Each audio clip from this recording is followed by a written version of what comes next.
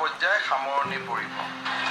প্ৰাৰম্ভিক আমি এটা হিচাপ লৈছিলোঁ, অসমৰ প্ৰায় 5 লাখ লোক আজিৰ দিনত ৰাজ্যখনৰ বাহিৰত আছে।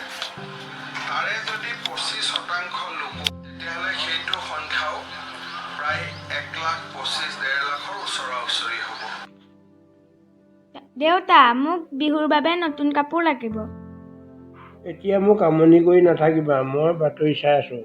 দেখোন মোক বাতৰিটো চাই ল'বলৈ দিয়া। নহ'ব, মোক কাপোৰ লাগিবই। কাপোৰ আনি দিব লাগিবই দেউতা।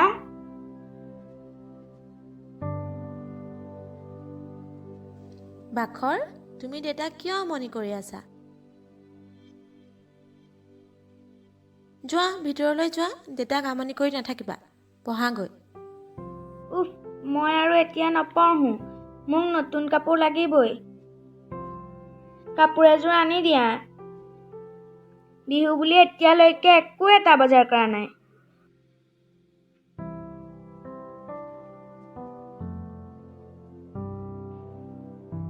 নাপায় নহয়, মই পৰা হ'লেহে আনিলোঁ হয়। এতিয়া বাহিৰত চব বন্ধ। বন্ধ শেষ হ'লে আনি দিম বাৰু দেই। কাটছি তোমাক, নামাতো মই তোমাক। টিভিত দেখা নাই কৰোণাত কিমান মানুহ মৰিছে? বাহিৰলৈ ওলোৱা মানুহক পুলিচে কেনেকৈ মাৰপিট কৰিছে? দেউতা যদি ওলাই যায়, দেউতাকো তেনেকৈ পুলিচে লৈ যাব। বাখৰ, তেতিয়াহে ভাল পাবা, হয় নাই?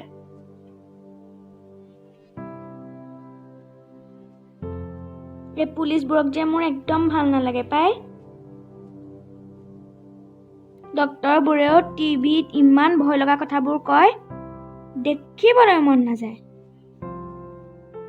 নাপায় নহয় বাখৰ, এই কৰোণা ভাইৰাছ ইমান মানুহ মৰিছে, চবেই দেখিছে কিমান ভয়াৱহ অৱস্থা এটাৰ লগত পৃথিৱী যুঁজি আছে। সকলো জনাৰ পিছতো মানুহবোৰ ঘূৰি ফুৰিছে। চৰকাৰে দিয়া নিয়ম মনা নাই। বেমাৰলৈ ভয় নকৰি পুলিচ সাংবাদিকসকলে দিন ৰাতি একাকাৰ কৰিছে। কাৰ বাবে বাৰু জানা? আমাৰ বাবেহে। কিন্তু আমাৰ মানুহ বুজা নাই। আৰু ডক্তৰসকলে আমাৰ জীৱিত ভগৱান, এই সংকটৰ সময়ত তেওঁলোকে আমাৰ কাৰণে ডিউটি কৰি আছে। জৰুৰীকালীন সেৱাৰ লগত জড়িত প্ৰত্যেকজন কৰ্মীয়ে একোজন যোদ্ধা। আমাৰ বিহুটো বছৰি আহিব। এইবাৰ বৰ বেয়া দিন চলিছে জানা সঞ্জনী। ভগৱানক প্ৰাৰ্থনা কৰা সকলো ঠিক হৈ যাবলৈ।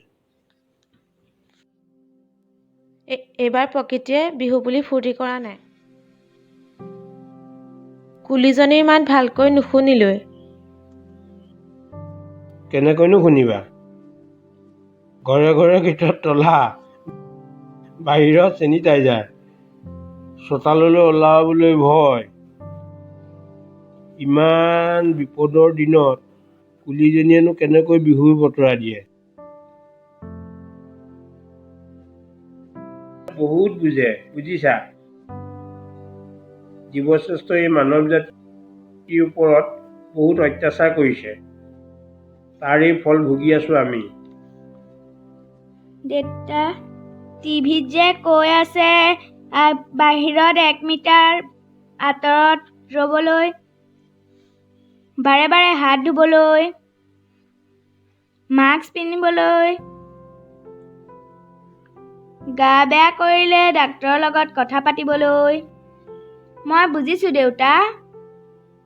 আজি যদি আমি এইবোৰ কথা নুবুজি বাহিৰলৈ ওলাই যাওঁ, বিহু পাতোঁ, যাক তাক লগ কৰোঁ, তেতিয়া বিপদ আমাৰেই হ'ব। সেইকাৰণে ঘৰতে থাকিব লাগে। বাহ বাখৰ, ইমান ডাঙৰ কথা ইমান সহজকৈ ক'বলৈ ক'ত শিকিলা? তুমি মন বেয়া নকৰিবা। আমি এইবাৰ বিহু অলপ বেলেগকৈ পাতিম। আমাৰ বিহু আমাৰ লগতে আমাৰ অসমবাসীয়েও পাতিব। নালাগে ধন্তি বা, এইবাৰ বিহু নাপাতো, অহাবাৰলৈ পাতিম। এইবাৰ এনেকৈ থাকক, চব ঘৰতে থাকক। মোক যে নতুন কাপোৰো নালাগে। মই তোমালোকক আমনি নকৰোঁ। মই কৰোণাৰ লগত যুঁজ দিম। লগতে আমাৰ বিহুটো আমাৰ বুকুতে জীয়াই ৰাখিম। আমি বিহু ভিতৰতে পাতোগৈ। তুমি নাচনি হ'বা আৰু মই নাচৰ ভিডিঅ' ফেচবুকত দিম, টিভিলৈ পঠিয়াম। আৰু সকলোৱে একেলগে ঘৰতে থাকিম, কুশলে থাকিম। তো ঠিক হ'ব। ব'লা ধন্তি বা, আমি ভিতৰলৈ যাওঁ। যোৱা ভিতৰতে বিহু নাচায়। যোৱা, তোমালোক ভিতৰলৈ যাওঁগে, ভিতৰতে নাচিবা।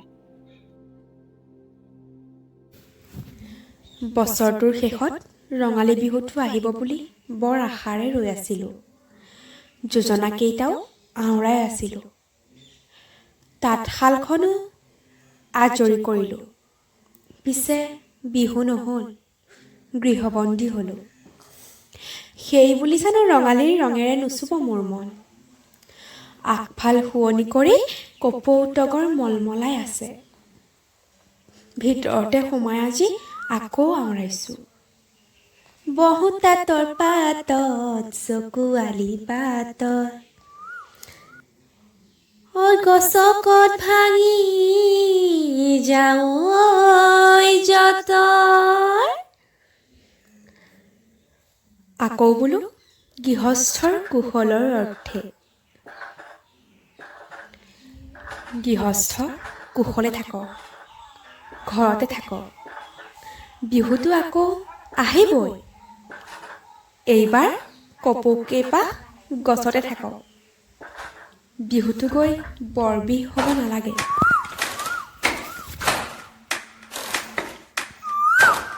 গ'লে নেলাগে মইনা মাদিলি, গ'লে নেলাগে ভাল।